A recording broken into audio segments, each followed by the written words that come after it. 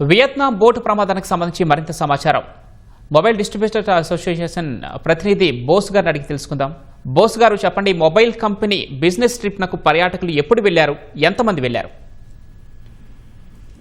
ఒక 2 రోజుల క్రితం వెళ్లారండి. ఈ రోజున మొత్తం ఆల్ ఇండియా లెవెల్లో సుమారు ఒక 200 మందిని వీళ్ళు బోటు విహారయాత్రకి తీసుకువెళ్లి 3 బోట్లలో లోపలికి వెళ్లేటప్పుడు దాంట్లో మధ్యలో ఉన్న బోటు మునిగిపోవటం జరిగింది.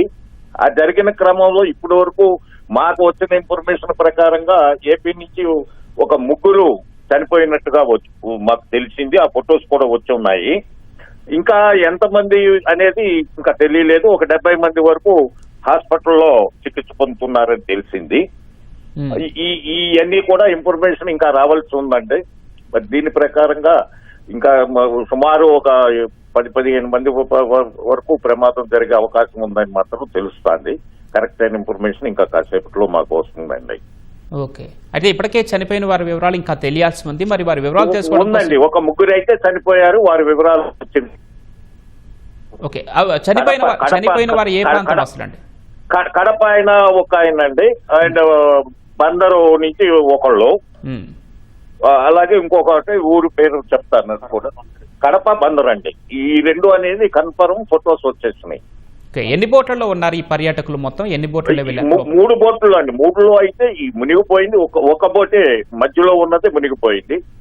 అయితే ఇప్పుడు మాకు ఉన్న ఇన్ఫర్మేషన్ ప్రకారంగా అక్కడ సరైన సహాయక చర్యలు లేవు. ఈ ఉన్న వాళ్లే కంగారుగా ఎవరికి వాళ్ళు కాస్త ఇబ్బంది పట్టుకునే ఉన్నారు. వాళ్ళు హెల్ప్ కావాలి ఇది మాకు చెప్పటం. మాకు ఫోన్లో అయితే ఇక్కడ సరైన సపోర్ట్ ఏమి లేదు, మేమే ఏదో చేసుకుంటున్నాము అని చెప్పి చాలా అక్కడ వాతావరణ పరిస్థితులు కూడా అనుకూలించినట్లు తెలుస్తుంది. మరి నేపథ్యంలో అక్కడ అధికారులు హెచ్చరించినా కూడా వెళ్ళినట్లున్నారా, లేదంటే ముందుగా అధికారులు హెచ్చరిక ఏమి లేదండి. అన్ని వాతావరణం బాగున్నాకే ఉదయం 10:30-11 మధ్యన వీళ్ళు ప్రయాణం వెళ్లారు. 10 కిలోమీటర్ల లోపలికి వెళ్ళినాక ఈ ప్రమాదం జరిగింది అనేది అక్కడ ఉన్న వాళ్ళు మాకు చెప్పే ఇన్ఫర్మేషన్. ప్రస్తుతానికి మీకున్న సమాచారం ప్రకారం అక్కడ ప్రమాదం జరిగిన తర్వాత ఎంత సమయంలో అధికారులు సహాయ సహకారాలు అందించారు? అధికారులు సహాయ సహకారాలు వెంటనే అయితే స్పందన లేదు. మాక్సిమం ఒక 1 అవర్ తర్వాత కానీ సహాయ కార్యక్రమాలు మొదలవ్వలేదు అనేది మాకు తెలిసిన సమాచారం అండి. అది కూడా పూర్తి దీంట్లో లేదు.